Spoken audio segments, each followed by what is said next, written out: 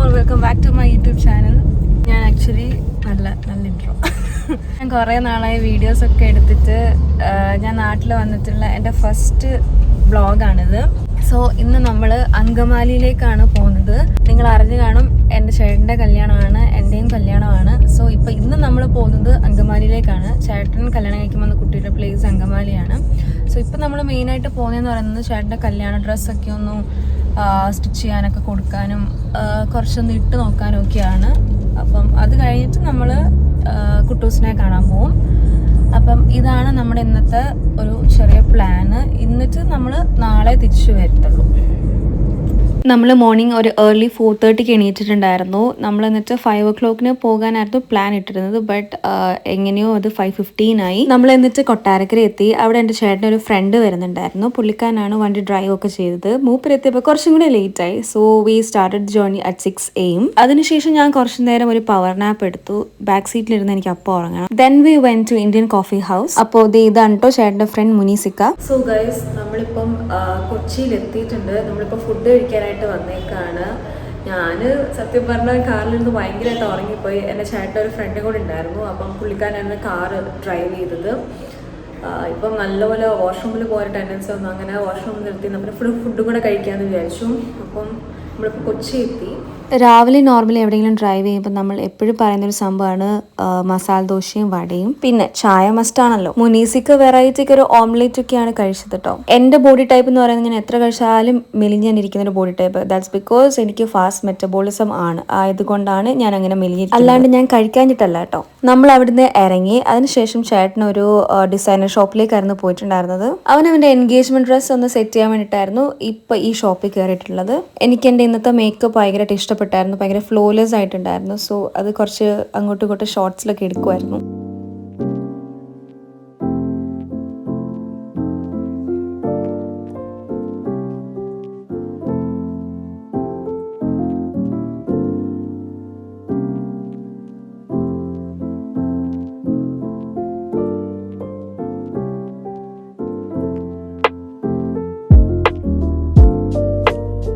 നമ്മളിപ്പം കൊച്ചിയിലുള്ള ഫോറം മോളിൽ വന്നേക്കുക.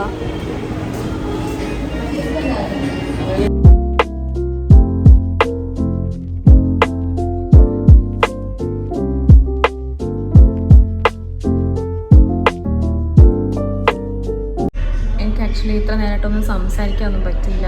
ഇവിടെ ഫുൾ മ്യൂസിക് ആയിരുന്നു. ഏത് ഷോപ്പിൽ പോയാലും അവിടെ മ്യൂസിക്. സോ കോപ്പിറൈറ്റ് അടിക്കും. ഇവിടെയും മ്യൂസിക് ഉണ്ട്. I don't know. ഫ്രെയിം കൊള്ളാം, നല്ല ലൈറ്റിങ്.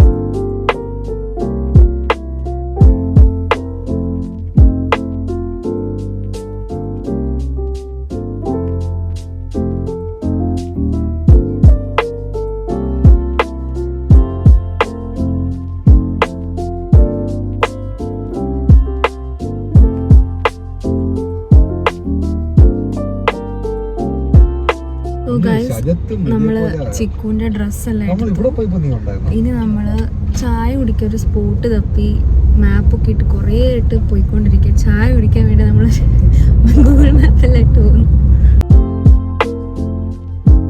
ഇത് സ്റ്റേഡിയം. എന്ത് സ്റ്റേഡിയമാ ഇത്? ജവഹർലാൽ നെഹ്റു സ്റ്റേഡിയം.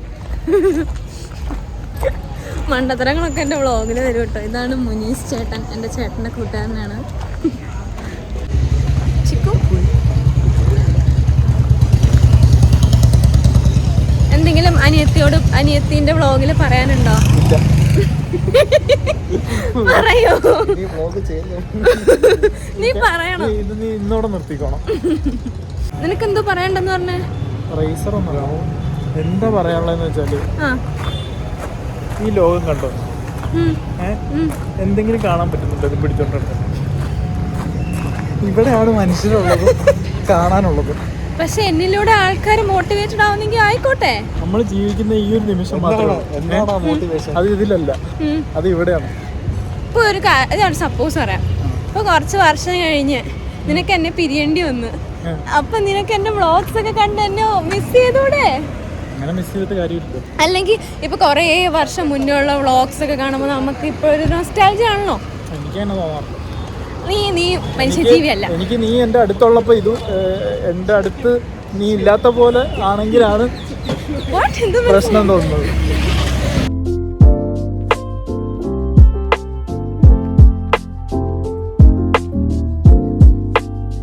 സോ നമ്മൾ അവിടെ നിന്ന് ഇറങ്ങിയിട്ട് എൻ്റെ സിസ്റ്റർ ഇൻ ലോ ടുബീൻ്റെ വീട്ടിലേക്കാണ് പോയത്. ഇതാണ് പുള്ളിക്കാരത്തിൻ്റെ ഫാമിലി. ഹായ്.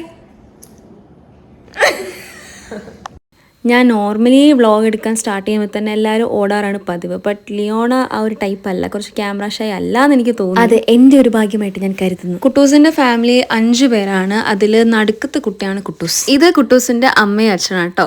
വർത്താനമൊക്കെ കഴിഞ്ഞിരുന്ന് ഞങ്ങളൊരു കുളിയും വാസാക്കി വന്നപ്പോഴത്തേക്കും അടിപൊളി ഡിന്നർ ആയിരുന്നു. എന്തൊക്കെയാ അവിടെ ഉണ്ടായിരുന്നത് എനിക്ക് പോലും ഇപ്പോൾ ഓർമ്മയില്ല, ബട്ട് അടിപൊളിയായിരുന്നു. കുട്ടൂസ് ഇപ്പം എന്തിനാ ചിരിക്കുന്നതെന്നറിയോ? കുട്ടൂസിന്റെ ബെസ്റ്റ് ഫ്രണ്ട്സ് ആയിട്ടുള്ള റോസേച്ചിയും ശാലത്തേച്ചിയാണ് ഇപ്പൊ കോളിൽ. അവര് വീഡിയോ കോളിൽ വിളിച്ചാൽ നമുക്ക് ആർക്കും ചിരി നിർത്താൻ പറ്റത്തില്ല, അത്ര കോമഡി. ഇപ്പൊ എന്നെ കാണാൻ കറക്റ്റ് ഒരു ക്രിസ്മസ് ടച്ച് വരുന്നില്ലേ? നമ്മളിപ്പോ റെഡി ആയിട്ട് നിൽക്കുന്നത് കുട്ടൂസിന്റെ മൂത്ത ചേച്ചിയും ഹസ്ബൻഡും കൂടിയിട്ട് ഓസ്ട്രേലിയയിൽ നിന്ന് വരുന്നുണ്ട്. സോ എയർപോർട്ടിൽ പോയിട്ട് നമ്മളൊന്ന് പിക്ക് ചെയ്യാൻ വേണ്ടിയിട്ടാണ് പോകുന്നത്. എയർപോർട്ട് ഇവിടെ തൊട്ടടുത്തായതുകൊണ്ട് വലിയ കുഴപ്പമില്ല. നമ്മളിപ്പോൾ എയർപോർട്ടിലെത്തി.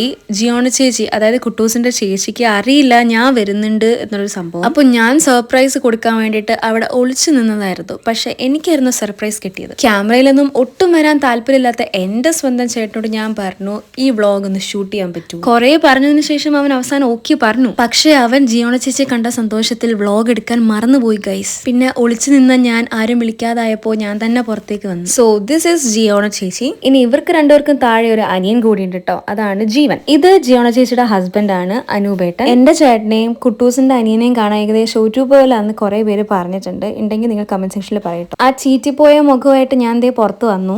ഞാൻ എവിടെ പരിപാടി അവതരിപ്പിച്ചാലും ഇങ്ങനെ തന്നെ ആവുകയാണല്ലോ ഈശ്വര. അങ്ങനെ നമ്മൾ കുറച്ചു നേരം വർത്താനൊക്കെ പറഞ്ഞിട്ട് നമ്മൾ എയർപോർട്ടിന്റെ പുറത്തേക്ക് ഇറങ്ങി. ഓസ്ട്രേലിയയിൽ നിന്ന് വന്ന ജിയോണ ചേച്ചിക്ക് നമ്മുടെ നാട്ടിലെ ചൂട് പറ്റുന്നില്ല ഗൈസ്, കണ്ടില്ലേ? ഇനി നിങ്ങൾ കാണാൻ പോകുന്നതാണ് അഭിനയിക്കാൻ പറഞ്ഞ ജീവിച്ച് കാണിക്കുന്ന കുറച്ച് ടീംസ്. ഇത് സത്യത്തിൽ സെക്കൻഡ് ഷോട്ടാണ് കേട്ടോ. ജിയോണ ചേച്ചി ചിക്കുവിന് ഒരു ഗിഫ്റ്റും ആയിട്ടാണ് വന്നത്. അപ്പം അതിന്റെ അന്താളിപ്പാണ് എല്ലാവരുടെ മുഖത്തുണ്ടായിരുന്നത്. ഈ ഒരു ഗിഫ്റ്റ് കൈ കിട്ടിയപ്പോഴാണ് നമുക്ക് മനസ്സിലായത് ഇതിന്റെ പിറകിലുള്ള മാസ്റ്റർ മൈൻഡ് കുട്ടൂസ് ആയിരുന്നു എന്നുള്ളത്. ചേട്ടൻ കുറച്ച് നാളായിട്ടൊരു ഡ്രോൺ തപ്പി നടക്കുമായിരുന്നു. സോ അവന്റെ ഇഷ്ടം മനസ്സിലാക്കി എൻ്റെ നാത്തൂൻ ചേച്ചിയുടെ അടുത്ത് പറഞ്ഞ് അവന്റെ ഇഷ്ടം പോലെ ഒരു ഗിഫ്റ്റാണ് കൊടുത്തത് ഗൈസ്.